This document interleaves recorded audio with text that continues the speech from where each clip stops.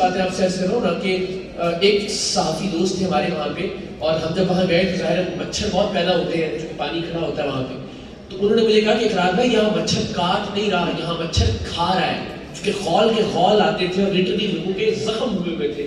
बदन के ऊपर, और वो अपने जानवरों को सैलाब के पानी में उतार देते थे रात में ताकि मच्छर ना काटे, वरना जानवर पागल हो जाते थे, वो कितने मच्छर काटते थे। तो आप अंदाजा कीजिए कि छोटी छोटी सी प्रॉब्लम उनकी तो कितनी तकलीफ होती होगी।